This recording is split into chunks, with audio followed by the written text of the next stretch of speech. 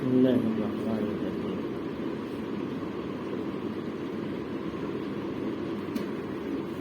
ألم تر أن الله خلق السماوات والأرض بالحق إن يشاء يذهبكم ويأتي بخلق جديد وما ذلك على الله بعزيز۔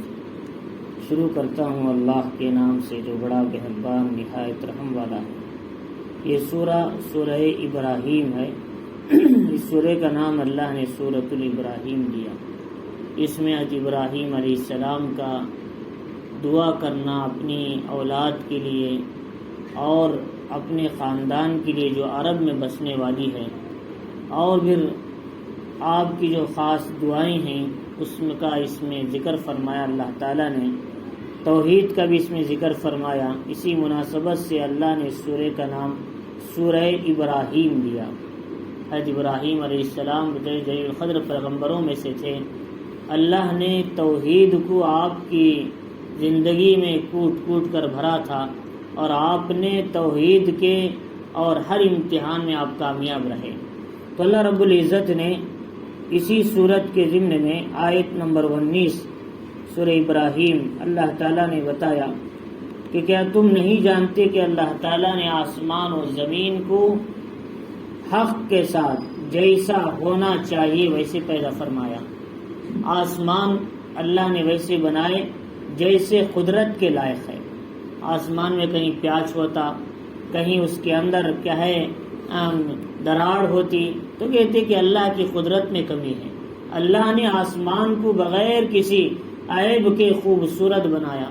انا زینا السماء الدنیا بمصابیح وجعلناها رجوما للشیاطین واعتدنا لهم عذاب السعیر۔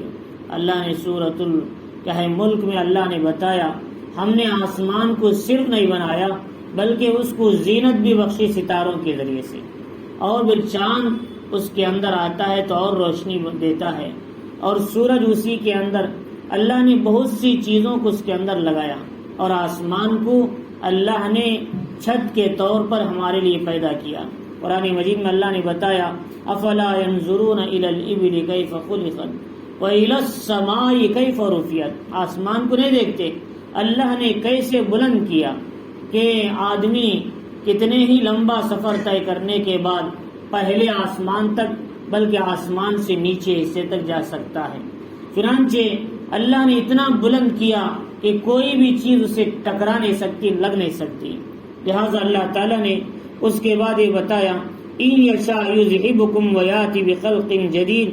اللہ رب العزت نے فرمایا کہ اگر تم اللہ کی نافرمانی کرو گے، اللہ کی زمین میں، اللہ کے آسمان میں، اللہ کی ہواؤں میں، اللہ کی کائنات کی نعمتوں میں اگر تم ناشکری نافرمانی کرو گے، اللہ تعالیٰ تم کو ختم کر کے تمہاری جگہ نئی مخلوق کو لائے گا کہ وَلَا تَكُونُوا أَمْثَالَكُمْ، وہ تمہاری طرح نافرمان نہیں ہوگی۔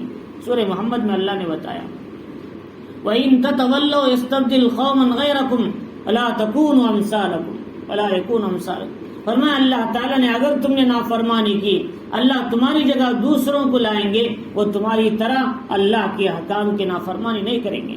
تو اللہ تعالیٰ فرماری اللہ تم کو لے جا کر دوسروں کو لانے پر بھی قادر ہے۔ میں نے اس سے پہلے بھی بتایا اللہ تعالیٰ نے جب انسانوں کی ہدایت کا مسئلہ آیا پرندوں سے کام لے لیا۔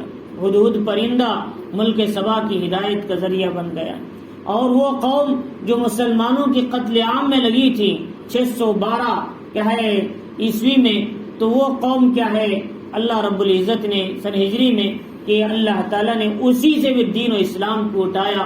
وہ تاتاری قوم ہے۔ تاتاری قوم نے ازبکستان اور کیا ہے سمرقند، بخارا، کیا یہ جتنے علاقے ایشیائی کوچک جسے کہتے ہیں، وسط ایشیا جو رشیا سے ملے ہوئے تھے، ان علاقوں میں خون کی ندیاں بہانے کے بعد اللہ نے وہ ظالم قوم کو بھی ہدایت دیا، اس سے بھی دین کا کام لے لیا۔ اللہ تعالیٰ فرمانے کب کس کے حال کو بدلیں گے اور کن کو لائیں گے دین کے کام کے لیے، اللہ کی اطاعت اور کیا ہے فرما برداری کے لیے۔ تو اللہ رب العزت فرما رہی وما ذلک علی اللہ بعزیز، اللہ پر یہ کوئی مشکل کام نہیں ہے۔ اللہ دوسروں کو لانا اور دوسروں کو کسی کو لے جانا، بھی دوسری قوم کو ان کی جگہ میں لانا، یہ اللہ کے لیے کوئی مشکل نہیں۔ اس لیے ہم اللہ کے محتاج ہیں، اللہ ہماری عبادتوں کا محتاج نہیں ہے، اللہ ہماری طاقت ہے اطاعتوں کا، اللہ کی فرمانبرداری کا اللہ محتاج نہیں۔ اللہ فرمانی سارے انسانوں کے دل ایک نیک انسان کی طرح بن جائیں جب بھی میری عزت میں کوئی ذرہ برابر بھی اضافہ نہیں ہوتا، ساری انسانیت کی دل ایک نافرمان کی طرح بن جائے جب بھی میری عزت میں کوئی کمی نہیں آتی، میں اپنی جگہ وراء الورا ہوں، یہ جو اعمال تم کر رہے ہیں یہ تمہاری ذات کے فائدے کے لیے، ورنہ تو مجھے اس سے کوئی فائدہ نہیں ہے۔ تو لہذا لا یکلف اللہ نفسا الا وسعها لها ما کسبت وعلیہا ما اکتسبت، کہ انسان کو اللہ نے اس کی طاقت کے بقدر مکلف بنایا، اچھا کیا تو بھی اس کے لیے، برا کیا تو وبال بھی اسی کے لیے آئے گا۔ تو اللہ رب العزت فرما رہی کہ وبرزوا للہ جمیعا، اللہ قیامت کے دن تمام انسانیت کو جمع فرمائیں گے۔ فقال الضعفاء، جو نافرمان کمزور لوگ ہوں گے، وہ متکبر لوگ جن کو گمراہ کیا ہوگا، ان سے کہیں گے کہ فہل انتم مغنون عنا من عذاب اللہ من شیء، کیا تم اللہ کے عذاب جو ہمیں دینے والے نافرمانی کی بنیاد پر، ناشکری کی بنیاد پر، اللہ کے احکام کو توڑنے کی بنیاد پر، چیزوں اور اسباب میں سے ہونے کا یقین رکھنے کی بنیاد پر، کیا تم ہم سے کچھ عذاب دور کر سکتے ہیں؟ تو جو لوگ جنہوں نے گمراہ کیا لوگوں کو، جنہوں نے غلط راستہ دکھایا لوگوں کو، وہ لوگ کہیں گے اگر ہم ہدایت یافتہ ہوتے، خود ہماری زندگی اصلاح پہ ہوتی تو ہم تمہاری کچھ فکر کر سکتے، خود ہم ہدایت پر نہیں تھے، ہم نے اپنے آپ کو گمراہی میں ڈال رکھا تھا، آج ہم تمہاری کیا فریاد رسی کر سکتے ہیں، ہم خود اپنی زندگی کے فکر میں لگے ہوئے ہیں۔ لہذا دنیا میں ہر آدمی اس فکر میں کیا ہے اور ہر کوئی چیز کیا ہے جو راستہ سیدھا راستہ ہے اسے چھوڑ کر غلط راستے کی طرف جا رہی، اور سمجھ رہی کہ جس راستے میں میں چل رہا ہوں وہ راستہ کامیابی کا ہے، لیکن پتہ نہیں کہ وہ راستہ نافرمانی اللہ کی ناشکری کا راستہ ہے۔ تو اللہ رب العزت فرما رہی کہ سواء علینا اجزینا ام صبرنا ما لنا من محیص، وہ کہیں گے کہ ہمارے لیے برابر ہے، ہم صبر کریں کیا ہے روئیں پلائیں، اور یا پھر ہم کیا ہے جزا و فضا کریں، ہمارے لیے کوئی چھٹکارا نہیں ہے۔ آج کے دن کوئی کیا ہے ہمارے لیے حفاظت کی جگہ نہیں ہے، یہ چھٹکارا اللہ سے ملنے والا نہیں۔ لہذا اس لیے ہم فرمایا کہ ہم کیا ہے ان کی بات سنے بغیر بلکہ قرآن و حدیث کو مقصد بنا کر زندگی گزارنا ہے۔ قرآن جو کہتا ہے وہ اصل ہے، اور سنت جو کہتی ہے، حدیث نبوی جو کہتی ہے وہ اصل ہے، اور صحابہ اکرام نے جو زندگی گزار کر بتائی حضور کی وہ اصل ہے، لہذا اس پہ زندگی گزارنے میں ہماری کامیابی ہے۔ دنیا کے نت نئے طریقے، غلط رواج، غلط طریقوں میں چل کر ہم اپنے آپ کو کہیں جہنم کے راستے پر نہ ڈال دیں۔ تو لہذا اسی لیے استاد نے فرمایا علیکم بسنتی و سنت الخلفاء الراشدین المہدیین، تم میری سنت کو مضبوط پکڑو اور میرے صحابہ کی جو سنت ہے، جو خلفاء راشدین ہیں، حضرت ابو بکر ہیں، حضرت عمر ہیں، حضرت علی ہیں، حضرت عثمان ہیں، اور تمام صحابہ ہیں جو مہدیین ہیں، ہدایت یافتہ ہیں، ان کے راستے کی پیروی کیا کرو، اس میں تمہاری کامیابی ہے۔ حضور نے فرمایا وَعَضُّوا عَلَيْهَا بِالنَّوَاجِذِ، اور یہ داڑھ سے مضبوط پکڑ لو اس سنت کو۔ داڑھ سے پکڑنے کا مطلب یہ ہے کہ جب کوئی آدمی داڑھ سے کوئی چیز پکڑتا ہے، کھینچنے سے بھی وہ چیز کر نہیں نکلتی بلکہ ٹوٹ کر نکلتی ہے، ایسے تم سنت کو مضبوط پکڑ لو، دنیا کی باطل طاقتیں تمہیں کہیں کیا ہے وہ سنت سے دور نہ کر دیں، ایسی مضبوط پکڑ لیں۔ تو لہٰذا آج گمراہی کے راستے کھلے ہوئے ہیں۔ اب اس مہینے میں ہی دیکھ لو لوگ کتنی گمراہیوں میں پڑے ہوئے ہیں۔ کیا ہے محرم کے مہینے میں نکاح کرنے کو منحوس سمجھتے ہیں، محرم کے مہینے میں دکان کھولنے کو منحوس سمجھتے ہیں، محرم کے مہینے میں گوشت نہیں کھانا چاہیے، محرم کے مہینے میں میاں بیوی دور رہنا چاہیے، محرم کے مہینے میں دلہا دلہن دور رہنا چاہیے، محرم کے مہینے میں کیا ہے کیا کیا خرافات جو امت میں پھیلے ہوئے ہیں، اور اس کو دین سمجھا جا رہا ہے۔ فرمایا جبکہ محمد الرسول اللہ صلی اللہ علیہ وسلم نے ہمیں سیدھا سادہ اور بالکل پکا پکایا دین اور سچا دین ہمیں دے کر گئے، ہم نے اس میں اپنی طرف سے اپنے خیالات کو اس میں داخل کر کے ہم نے اسے دین سمجھنے لگے۔ اب بتاؤ امت کس راستے پر جا رہی ہے؟ لہذا اللہ رب العزت نے فرمایا وقال الشیطان لما قضی الامر، تو جب یہ مسئلہ ہوگا تو ان کا آپس میں مذاکرہ ہو جائے گا، جو متبعین ہیں، جو متبع ہیں، جن کی اتباع کی گئی، وہ لوگ بھی کہیں گے ہم بھی عاجز ہیں، تم بھی عاجز ہیں، ہم بھی گمراہ تھے، تم بھی گمراہ ہیں، اب کوئی بچنے کا راستہ نہیں ہے۔ لہذا اب یہ کہنا کہ بھئی تم غلط راستے پہ چل رہے ہو کہ تو کہیں گے یہ غلط راستہ کیسے ہو سکتا ہے، ما وجدنا علیہ آبانا، ہمارے باپ دادا زمانے سے کرتے آ رہے ہیں، لہذا ہم بھی کر رہے ہیں۔ وہ گمراہ تھے جب بھی ان کے راستے پر چلیں گے، وہ ہدایت سے پھرے ہوئے تھے جب بھی ان کے راستے پر چلیں گے۔ فرمایا کہ اللہ نے قرآن مجید میں الگ الگ انداز سے سمجھایا، لہذا اس لیے اتباع ان کی کرو جو دین اور ایمان اور سنت کے ساتھ دنیا سے چلے گئے۔ اسی لیے عبداللہ بن مسعود رضی اللہ تعالیٰ فرماتے ہیں کہ من کان مستنن فلیستن بمن قد مات، جو تم میں سے کسی کا راستہ اختیار کرنا ہے، کسی کے طریقے پر چلنا ہے، ان لوگوں کے طریقے پر چلو جو ایمان کی حالت میں دنیا سے چلے گئے، جن کا ایمان محفوظ تھا، جن کے اعمال محفوظ تھے، جن کی زندگیاں بدعات و خرافات سے محفوظ تھی، سنت پر چلی تھی، ایسے لوگوں کی اتباع کرو۔ ان میں پہلی جماعت کون سی ہے؟ فرمایا اولئک اصحاب محمد صلی اللہ علیہ وسلم، وہ حضور صلی اللہ علیہ وسلم کے صحابہ ہیں، ان کی اتباع کرو پہلے، کہ وہ ایمان کے ساتھ دنیا سے گئے، کامیابی کے ساتھ دنیا سے گئے، رضی اللہ عنہ ورضوا عنہ کا خوشخبری اور مجدہ لے کر دنیا سے گئے، ان کی کامیابی، ان کے راستے پہ چلو۔ اب فرمایا کیوں، کیا ہیں وہ لوگ؟ فرمایا ابر رہا قلوبا، ان کے دل بڑے پاکیزہ ہیں، حسد سے، کینے سے، بغض سے، آرائشوں سے، گندگیوں سے، تمام چیزوں سے ان کے دل پاک ہیں، گویا وہ جنتی دل لے کر رکھتے تھے اپنے دلوں میں۔ فرمایا کہ جیسے جنتیوں کے آپس میں حسد کینے سے دور تھے، صحابہ کے دل بھی ویسے ہی دور تھے۔ فرمایا ابر رہا قلوبا، دل کے بڑے اچھے، اور اعمقھا علما، وہ علم بھی بڑے گہرے تھے، ان کا علم بڑا گہرا علم تھا، وہ دیکھتے پہچان لیتے تھے، بھانپ لیتے تھے کہ اس وقت ہمیں کیا کرنا چاہیے، تو لہذا اللہ نے علم بھی بڑا گہرا دیا تھا۔ اخلھا تکلفا، فرمایا کہ وہ بڑے متکلف نہیں تھے، بلکہ سیدھے سادے انسان تھے، اچھے کپڑے نہیں، کپڑے پیبند لگے ہوئے ہیں، اچھا کھانا نہیں، اچھی گاڑیاں نہیں، سیدھی سادی زندگی گزار کے چلے گئے، اور کانوا افضل هذه الامہ، وہ اس امت کے افضل ترین انسان تھے۔ کون فرمانے؟ عبداللہ بن مسعود رضی اللہ تعالیٰ۔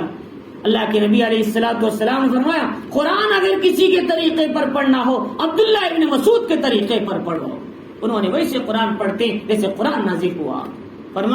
فرماتے ہیں کہ انہوں نے صحابہ کی تاریخ سمجھائی، کیسے؟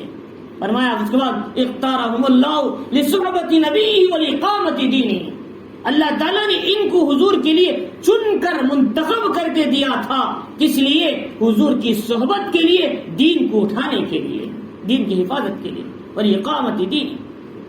اور فرماتے ہیں کہ تم ان کی فضیلت کو پہچانو، ان کی فضیلت کو پہچانو، ان کے نقش قدم پر چلو، اس لیے کہ فإنہم علی الہدی المستقیم، یہ لوگ ہدایت کے سیدھے راستے پر گامزن ہیں، ان کا راستہ کبھی بدلتا نہیں، ان کی پٹری کبھی بدلتی نہیں، یہ صراط مستقیم پر مضبوط جمے ہوئے لوگ ہیں۔ فرمایا اس لیے اگر ہم کسی کے راستے پر چلنا ہے، فرمایا ان کی اتباع نہیں بلکہ ان کی اتباع کرو جو صحابہ نے ہمیں دیا راستہ۔ فرمایا وقال الشیطان لما قضی الامر، تو شیطان کہتا ہے کہ جب مسئلہ حل ہو جائے گا، جانے والے چاہے جہنم میں، جانے والے جنت میں فیصلہ ہوگا، تو یہ جو شیطان کی بات سننے والے تھے وہ کہتے تھے ہماری کامیابی فلاں میں ہے، ہم کیا ہے، ہماری کامیابی فلاں چیزوں کے کرنے میں ہے، فلاں رسومات میں ہے، فلاں کے اسباب میں ہے، فلاں شرکیہ کاموں میں ہے، جو سمجھتے تھے وہ لوگ شیطان سے کہیں گے، شیطان ان سے کہے گا ان اللہ وعدکم وعد الحق، اللہ تعالیٰ نے تم سے ایک وعدہ کیا، اللہ کا وعدہ سچا تھا۔ اللہ نے کیا وعدہ کیا؟ نیک اعمال کرو، ایمان لاؤ، تمہارے لیے مہمانی میں جنت الفردوس عطا فرمائیں گے۔ اللہ نے جو وعدہ کیا، نیک اعمال کرنے والوں کو جنت مل گئی، لیکن میں نے بھی تم سے ایک وعدہ کیا تھا۔ کیا وعدہ کیا تھا؟ کہ شرک کا کام کرو، غلط کام کرو، نافرمانی کرو، اللہ کے حکام کو توڑو، اور میں نے تم سے اچھی اچھی امیدیں اور آرزویں کہے تمہیں دلایا تھا، فرمایا آج وہ ساری آرزویں پانی میں مل چکی ہیں، لیکن میرے وعدے سارے کے سارے جھوٹے تھے، میرا کوئی وعدہ پکا نہیں تھا، اللہ کا وعدہ سچا ہے، میرا وعدہ جھوٹا تھا، تم نے اسے میں سے آواز لگائی، تم نے مان لیا میری بات، میں نے تمہیں آواز لگائی، تمہیں گلے کی پٹی پکڑ کے میں نے کھینچا، کہے تمہیں صرف بتایا تھا اس راستے پہ چلو، تمہیں اللہ نے عقل دیا، تمہیں اللہ نے آنکھ دیا، تمہیں اللہ نے دل دیا، ان السمع والبصر والفؤاد كل اولئک کان عنہ مسئولا، یہ کس لیے دیا تھا؟ جنت و جہنم کے راستے کو پہچاننے کے لیے، نفس اور شیطان، اللہ اور محمد الرسول اللہ صلی اللہ علیہ وسلم کے راستے کو پہچاننے کے لیے اللہ نے تمہیں دیا تھا، تم نے کیوں نہیں پہچانا؟ تو اللہ تعالیٰ فرما رہی کہ وہ کہے گا کہ وما کان لی علیکم من سلطان، میرا کوئی زور نہیں تھا تم پر، میں نے صرف کفر کی دعوت دی، میں نے تمہیں شرک کی دعوت دی، میں نے غلط راستہ بتایا، رسومات کا راستہ بتایا، خرافات کا راستہ بتایا، تم نے اسے اپنا لیا۔ فرمایا تو فرماتی الا ان دعوتکم فاستجبتم لی، میں نے تمہیں دعوت دی، تم نے میری دعوت پر لبیک کہا۔ قرآن مجید بارہا کہتا ہے ان الشیطان لکم عدو فاتخذوه عدوا، شیطان تمہارا دشمن ہے، اسے دشمن ہی سمجھو، تمہارا دوست نہ بناؤ۔ ہر انسان کے دو دشمن ہیں، ایک نفس ہے، ایک شیطان ہے، لیکن نفس کبھی کبھی سدھر سکتا ہے، لیکن شیطان ٹھان کے آیا ہے فَبِعِزَّتِكَ لَأُغْوِيَنَّهُمْ أَجْمَعِينَ، اے اللہ تیری عزت کی قسم میں تیرے بندوں کو گمراہ کر کے رہوں گا، قرآن کہتا ہے۔ تو لہٰذا اللہ رب العزت نے فرمایا تو کہے گا کہ میں نے تمہیں صرف دعوت دیا، میری بات پر لبیک کہا۔ آج لوگ کس طرح غلط چیزوں میں، غلط باتوں میں پڑے ہوئے، ہمارے یہاں محرم میں کیا ہے پنجے لگائے جاتے ہیں، حالانکہ پنجوں کا کوئی نظام ہی نہیں، حضرات صحابہ نے کیا، تابعین نے کیا، تبع تابعین نے کیا، نہ کسی اولیاء اللہ کی کتابوں میں بات موجود ہے، لیکن پنجے بٹھانے کو کیا ہے دین کا اہم کام سمجھتے ہیں بہت سے لوگ، اور اسے دیکھنے کو عظمت سمجھتے ہیں، اور اس پر نام دیتے ہیں، فلاں گھر والوں کی طرف سے فلاں پنجے کا نام یہ ہے، فلاں کا نام یہ ہے، فلاں کا نام یہ ہے۔ گناہ کرنا جیسے گناہ ہے، گناہ کا دیکھنا بھی گناہ ہے۔ کتنے لوگ گڑ کو جاتے ہیں، بھائی پوچھتے ہیں کیوں جاتے ہیں، ہم پنجے کچھ نہیں کرتے تو دیکھنے کے لیے جاتے ہیں، بھائی جیسے دیکھنا گناہ کرنا گناہ ہے ویسے دیکھنا بھی گناہ ہے۔ فرمایا ہمارا عقیدہ بن گیا اس سے، اگر ہم نہیں جائیں گے تو ہماری زندگیوں میں نقصان ہو جائے گا، ہم نسال ناکام ہو جائیں گے، ہمارے کام ادھورے رہ جائیں گے۔ اللہ فرماتے تمہارا یقین میری ذات سے ہٹ کر چیزوں پر آ گیا، اس سے بڑا شرک کیا ہو سکتا ہے؟ فرمایا بھی تو شرک ہے۔ تو لہٰذا امت کا بڑا مجمع کس گمراہی کے رستے پر چل رہا ہے، ایک تو پنجے لگا رہے ہیں اور ایک طرف اس کے سامنے منتیں مانگ رہے ہیں، پھر وہ پنجے اٹھا کر کوئی آدمی آتا ہے، ہماری گھر کی عورتیں جا کر اس کے پیر دھلا رہے ہیں، کتنی بے حیائی کی بات ہے، نعوذ باللہ۔ فرمایا اور اس سے منتیں لگا رہے ہیں، ہم پائیں پیر دھلائیں گے ہماری حاجتیں پوری ہو جائیں گی، ہماری حاجتیں۔ کیا کبھی ایسا ہو سکتا ہے جس نے ایک وقت کی نماز نہیں پڑھا، جس نے اپنی زندگی میں احکامات شریعہ پر نہ چلا، اس کے پیر دھلاتی ہماری حاجتیں پوری ہوں گی؟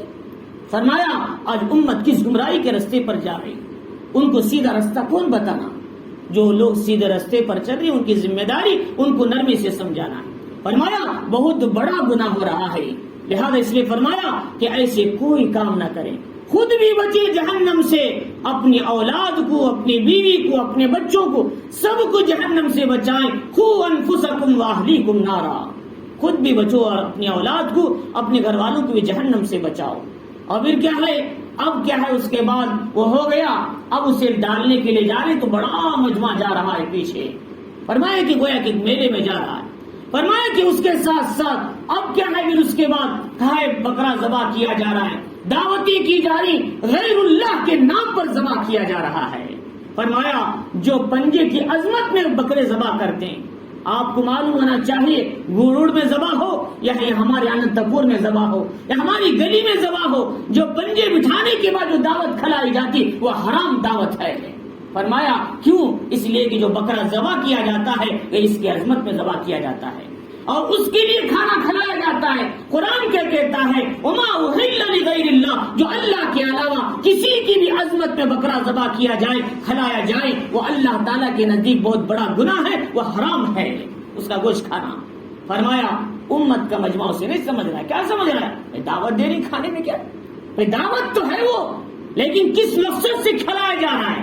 چاہے کھانا ہی کھا لو، گوشت نہ کھاؤ، لیکن عظمت کسی اور کی ہے. لہٰذا اس لیے فرمایا کہ ہم کو چاہیے کہ ایسی تمام چیزوں سے اب خود بچنا ہے.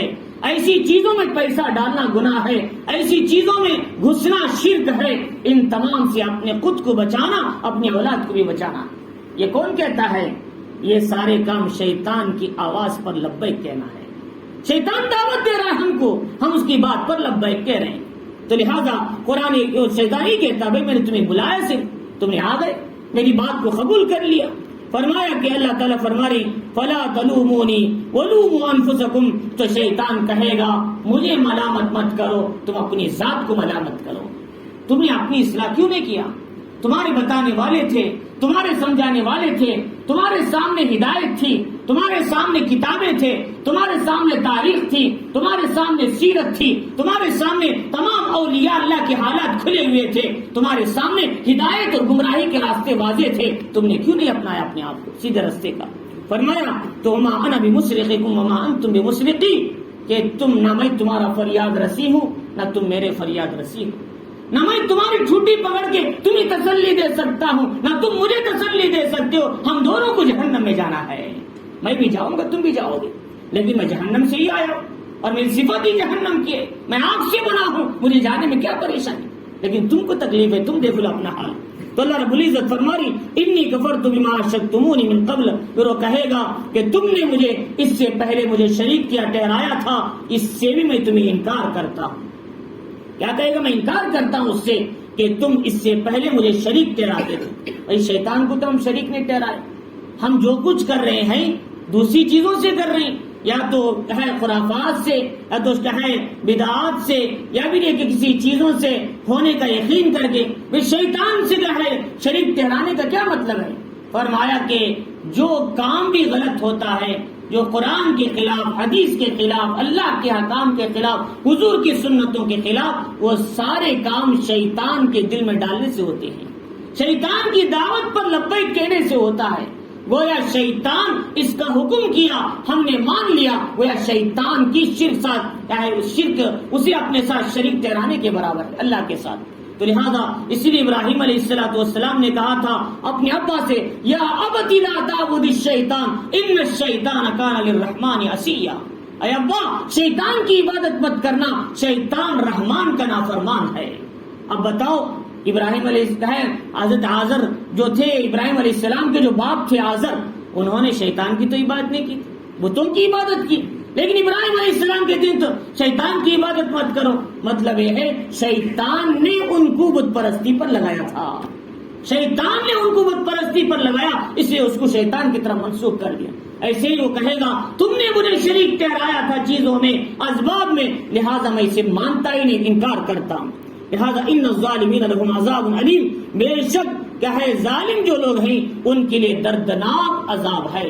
اللہ بعض جگہ ظالم کا لفظ استعمال کر رہے ہیں بھائی کہ کوئی غلط کام کر کے کوئی آدمی کو ہے شیطان کے رستے پر چل کر ظالم تھوڑا بنتا ہے. ظالم کہتے کسی پر ظلم کرنا، لیکن ظالم کا مطلب یہ ہے انسان اللہ کو چھوڑ کر کسی اور سے ہونے کا یقین کرنا، یا کسی چیزوں کو نفع نقصان کا مالک سمجھنا، اور یہ بھی بہت بڑا ظلم کہلاتا ہے. قرآن کیا کہتا ہے؟ یا بنیا، کہ لقمان علیہ السلام نے کہا تھا یا بنیا کہ اے بیٹا لا تشرک باللہ، اللہ کے ساتھ شرک نہیں کرنا، ان الشرک لظلم عظیم، شرک کرنا بھی بہت بڑا ظلم کہلاتا ہے. تو لہذا اس لیے فرمایا ہم کو چاہیے کہ تمام ان چیزوں سے اپنے آپ کو روکیں جن سے ہونے کا یقین ہمیں ہو چکا ہے، جن سے ہونے کا یقین ہمیں ہو چکا ہے، اور جن کے چھوڑنے پر ڈرتے ہیں کہیں وہ چھوڑ دیں تو ہمیں نقصان نہ ہو جائے. یاد رکھو نفع نقصان کے مالک ذات اللہ ہے، اتنا یقین مضبوط بنا لو تو پھر دنیا کی کوئی طاقت تمہیں نقصان اور نفع کی مالک نہیں بن سکتی. تو لہٰذا اس لیے ہم کو چاہیے، اس لیے ایک ساتھی تھے، میں نے ان سے کہا کہ بھائی کے زمانے سے ہمارے گھر میں بابا فخر الدین رحمۃ اللہ علیہ کے چراغ جلائے جا رہے ہیں. بھائی بابا فخر الدین رحمۃ اللہ علیہ چراغ جلانے کے لیے کہا تھا، چاندی کے چراغ کس دن کہا تھا، کون سی تاریخ میں کہا تھا، کس کتاب میں کہا تھا؟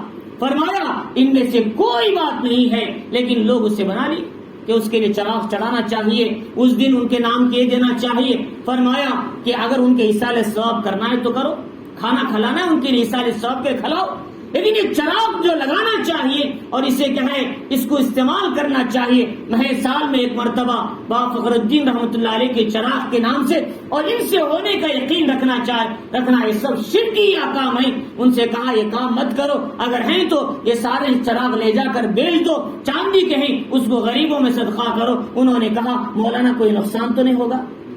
فرمایا یہ چراغ تھوڑی نقصان پہنچائے گی، یہ چاندی تھوڑی نقصان پہنچائے گی، یہ سونا تھوڑا نقصان پہنچائے گا، یہ خود اپنے آپ کو کھڑانے میں اپنے آپ کو سنبھالنے میں دوسروں کا محتاج ہے، وہ خود کھڑ نہیں سکتا، وہ خود بول نہیں سکتا، وہ دوسروں کو کیا نقصان پہنچائے گا؟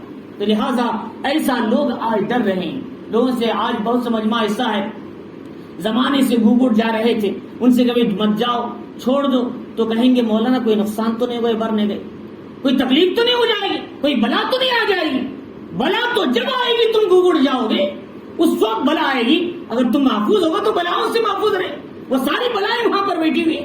فرمایا اس لیے ہم کو چاہیے کہ ایسے ذہنوں میں جو خیالات اور غلط باتیں ہمارے ذہنوں میں بیٹھی ہوئی ہیں ان کو سمجھانا ہے بھائیوں کہ وہاں جانا نقصان ہے، ہمارے لیے اس سے بچنا ہے، اور اس نہ جانے سے تمہیں کوئی نقصان نہیں ہوگا بلکہ توحید پر قائم رہو۔ یہ ساری چیزوں کو ذہنوں سے نکالو، ان میں نفع نقصان کی کوئی بات نہیں ہے، نفع نقصان تو اللہ کے ہاتھ میں ہے، اس کا یقین مضبوط بناؤ اور اس سے اپنے گھر والوں کو بھی سمجھانا چاہیے۔ اگر نہیں سمجھائیں گے تو قیامت کے دن ہم پکڑے جائیں گے۔ جو خصوصاً گھر میں شور ہے، بیوی اگر اس کے خیالات رکھتے ہیں تو ان کو سمجھانا چاہیے، اگر بیوی دیندار ہے شور اس کے خیالات رکھتے ہیں تو ان کو سمجھانا چاہیے، اگر اولاد اس طرح کے خیالات کرتی ہے ماں باپ کی ذمہ داری اولاد کو سمجھائے، ابھی سے کہیں۔ اسی لیے ایک بچہ مکتب میں آیا ایک مرتبہ، اس بچے نے کہا کہ بھئی تم کیوں جاتے ہو کہ ہے گوگڑ وغیرہ؟ اس نے کہا حضرت یہ میرے گھر کا خدا ہے۔ اس نے کیا کہا؟ حضرت یہ میرے گھر کا خدا ہے، میں انٹی دیوڑو بولتا ہوں۔ تو اس طریقے سے اب بتاؤ کہ جو لوگ جس بچوں کے ذہنوں میں بیٹھا ہوا ہے ہمارے گھر کا خدا فلاں پنجے ہیں، ہمارے گھر کا خدا فلاں مکان ہے، ہمارے گھر کا خدا فلاں خریا ہے، اب بتاؤ وہ توحید پر اس کی نسل کیسے چلے گی؟ وہ توحید پر کیسے قائم ہے؟ چلتے چلتے اس کے ذہن میں ایک وقت تو آئے گا یہی میرا خدا ہے، اب بتاؤ اسے توحید کون سمجھائے؟ اس کے ایمان کا کیا حال ہوگا؟ دنیا سے جائے گا بغیر ایمان کے چلا جائے گا۔ فرمایا بغیر ایمان کے جانا اس سے بڑا نقصان ہے، ساری کائنات تباہ ہو جائے لیکن بغیر ایمان کے جانا اس سے بھی بڑا نقصان ہے۔ تو لہٰذا اس لیے فرمایا کہ ہم اپنی اولاد کی فکر کریں، گھر والوں کی فکر کریں، سمجھائیں نصیحت کے ساتھ، غلط کاموں سے شیطان کی باتوں پر لبیک نہ کہیں بلکہ اس کی ہر بات کو دھتکار دیں، نفس کی نہ سنیں، شیطان کی نہ سنیں، قرآن و سنت کی سن کر زندگی گزارنا ہے۔ اللہ رب العزت نے اسی کو بتایا۔ اس کے بعد ادخل الذین آمنوا وعملوا الصالحات، جو لوگ ایمان لائے نیک عمل کریں اللہ ان کو ایسے باغات میں داخل کرے گا جس کے نیچے نہریں جاری ہوں گے، خالدین فیہا، اس میں ہمیشہ ہمیشہ رہیں گے، بإذن ربہم، اپنے رب کے حکم سے، تحیتہم فیہا سلام، وہاں ان کو تحیہ ویلکم مبارکبادی سلام کے ذریعے سے دی جائے گی۔ سلام قولا من رب الرحیم، اللہ بھی کہیں گے تم پر سلام ہو، فرشتے آئیں گے ادخلون علیہم من کل باب، ہر دروازے سے سلام علیکم، تم پر سلام ہو، اور جنت کے قریب جائیں گے فرشتہ جنت کا داروغ رضوان کہے گا سلام علیکم، تم پر سلام ہے، سلام ہی سلام جنت میں جانے والوں کے لیے۔ فرمایا اللہ رب العزت نے اس کے بعد یہ بتایا، دیکھو کلمہ طیبہ کی مثال کلمہ کفر اور شرک کی مثال میں کیا فرق ہے۔ الم تر کیف ضرب اللہ مثلا کلمۃ طیبۃ کشجرۃ طیبہ، اللہ نے سمجھایا دیکھو پاکیزہ کلمے کی مثال پاکیزہ درخت کی طرح ہے۔ پاکیزہ درخت کون سا ہے؟ فرمایا جیسے کھجور کا درخت ہے۔ کھجور کا درخت بڑا مضبوط درخت ہے جس کی جڑیں زمین میں رہتی ہیں، جس کی شاخیں آسمان میں، ہر زمانے میں پھل دیتا ہے، اور اس کے پھل زمین کی آلائشوں گندگیوں سے دور رہتے ہیں، محفوظ رہتے ہیں، اور ایسے ہی بالکل ایمان والا جس کے دل میں کلمہ توحید ہے، جس کے دل میں شرک کا شائبہ نہیں ہے، جس کے دل میں سنت کے چراغ روشن ہیں، ایسے آدمی کا جو کلمہ دل میں بیٹھا ہوا ہے یہ مضبوط ہے، اور اس کے اعمال ہر زمانے میں آسمان میں مقبول ہوتے ہیں، اور کوئی باطل طاقت اس کے سینے سے کلمے کو چھین نہیں سکتی۔ یہ مطلب ہے اس کا۔ تو چنانچہ حضرت بلال پر کیا ہے، ظلم پر ظلم ہو رہا ہے، لیکن ان کے دل سے کلمہ باہر نہیں نکل رہا ہے۔ ایسے حضرت قباد کو آگ پر گھسیٹا جا رہا ہے، لیکن ان کے دل میں ایمان مضبوط پیوست ہو چکا ہے۔ حضرت ابو دجانہ ان پہ کہے تکلیف پر تکلیف دی جا رہی، مارا جا رہا ہے، پیٹا جا رہا ہے، لیکن ان کے سینے میں کلمہ محفوظ ہے۔ حضرت زنیرہ ان کو مارتے مارتے کوڑے لگاتے لگاتے ان کی آنکھیں چلے گئی، لیکن ان کے سینے میں ایمان مضبوط ہے۔ حضرت سمیہ مارتے مارتے وہ اللہ کے راستے میں شہید ہو گئی، لیکن اس کے سینے میں ایمان کلمہ ان کا محفوظ تھا۔ حضرت یاسر کو مارتے مارتے وہ شہید ہو گئے، لیکن ان کے سینے میں کلمہ محفوظ تھا۔ فرمایا جو کلمہ ایک بار مضبوطی سے جم جاتا ہے، سمجھو وہ کلمہ کبھی دل سے نہیں نکلتا۔ لہذا بالکل کھجور کے درخت کی طرح محمد الرسول اللہ صلی اللہ علیہ وسلم نے ایک مرتبہ حضرات صحابہ اکرام سے پوچھا وہ کون سا درخت ہے جو مسلمان کے مشابہ ہے؟ عبداللہ ابن عمر رضی اللہ عنہ بچے تھے، حضرت ابو بکر، حضرت بڑے بڑے صحابہ اکرام تھے، کبار صحابہ۔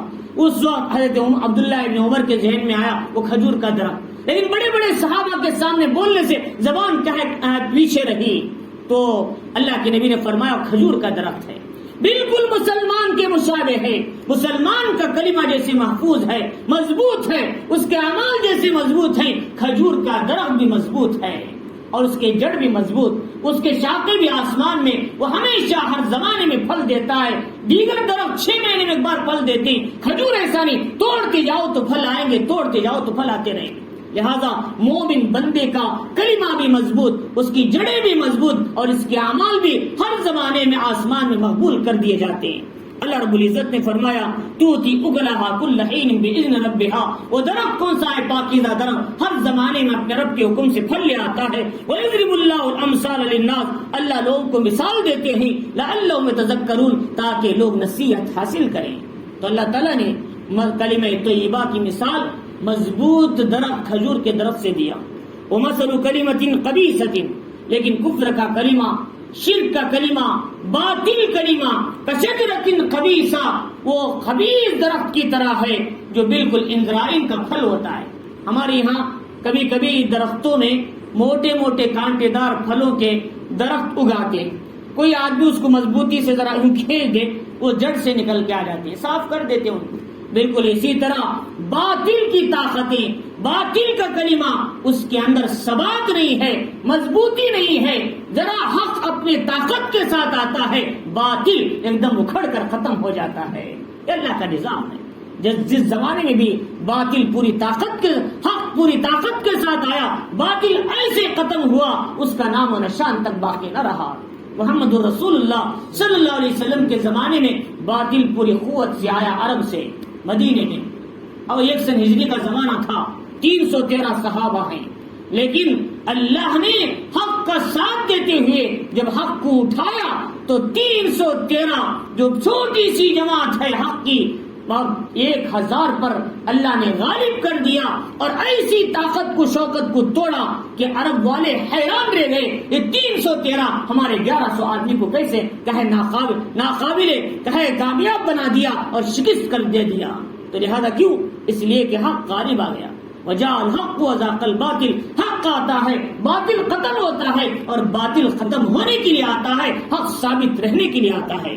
تو اللہ رب العزت فرمانی اجتثت من فوق الارض، وہ زمین سے اکھاڑ لیا جاتا ہے، وما لها من قرار، اس درخت کے اندر کوئی مضبوطی نہیں ہوتی۔ یہ باطل کا کلمہ ہے۔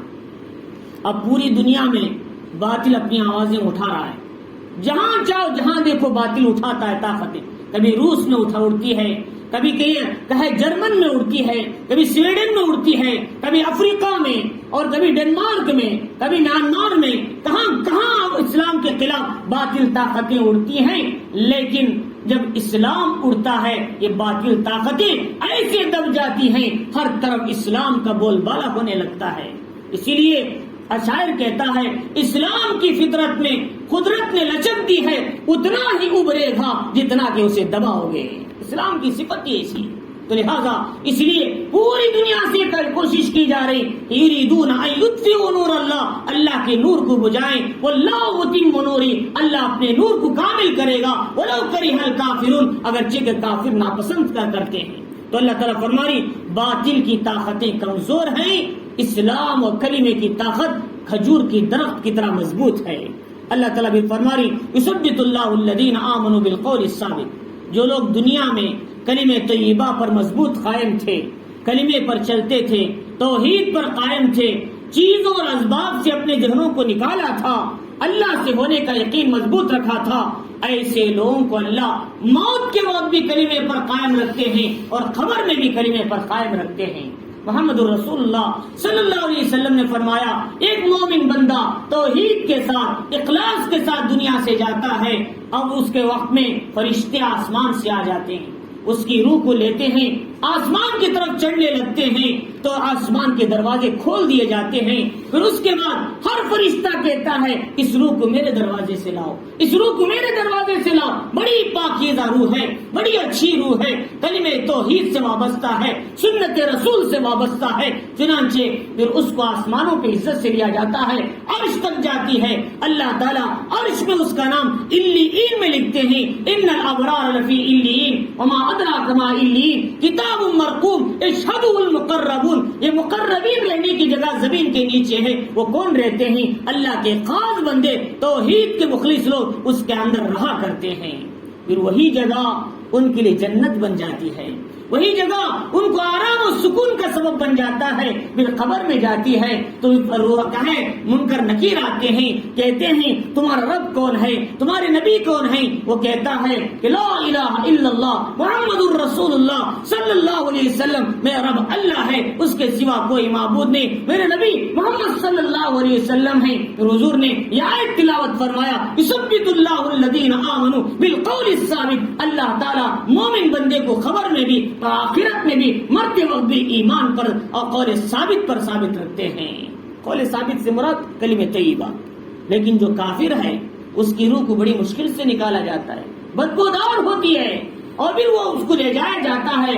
دروازے والے کہتے ہیں ہمارے پاس مت لاؤ، لا تفتح لهم ابواب السماء ولا يدخلون الجنہ حتى يلج الجمل في سم الخياط. قرآن کہتا ہے ان کے لیے نہ آسمان کے دروازے کھلتے، نہ وہ جنت میں داخل ہوں گی وہ روحیں، بلکہ ان کا جنت میں داخل ہونا ایسے ہی ناممکن ہے جیسے اونٹ کا سوئی کے ناکھے میں جانا ناممکن ہے. کیا کبھی سوچا ہے اونٹ تو کیا اونٹ کی دمبی نہیں جاتی سوئی کے ناکھے میں، جیسے سوئی کے ناکھے میں اونٹ کا جانا ناممکن ہے، ویسے ایسے نافرمان مشرک لوگوں کا جنت میں جانا بھی ناممکن کہلاتا ہے. تو چنانچہ اس کے بعد ان کو اللہ تعالیٰ کہیں گے ہمارے پاس مت لاؤ، وہیں سے اس کی جگہ سجین ہے، سجین میں پہنچا دو. سجین کیا ہے؟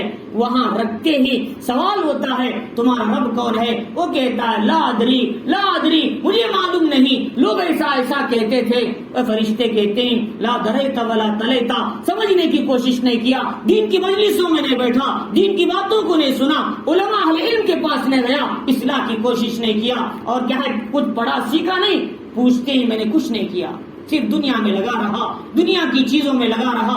دنیا والے جو کہتے تھے اس کو دین بنا لیا، خرافات جو تھے اس کو دین بنا لیا، رسومات جو تھے اس کو دین بنا لیا. میں نے دین سے دوری اختیار کرنی تھی.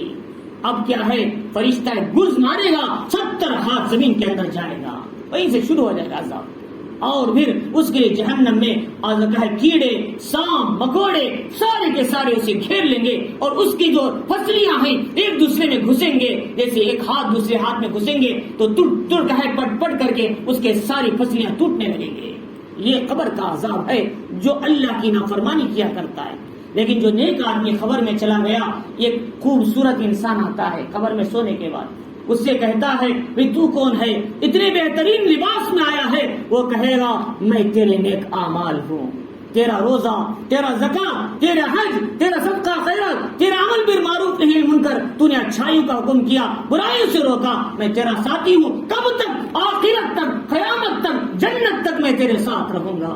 گھبرانا نہیں. تیرے خاندان والے جدا ہوئے، تیرے گھر والے جدا ہو گئے، تیرے بیوی بچے جدا ہو گئے، میں تیرے ساتھ ہوں، انس بن کر رہوں گا۔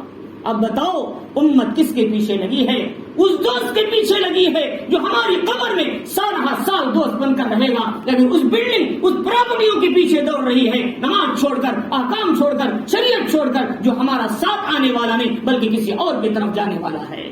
اب بتاؤ امت کہاں دوڑ رہی؟ دوست کی طرف دوڑ رہی یا دشمن کی طرف دوڑ رہی؟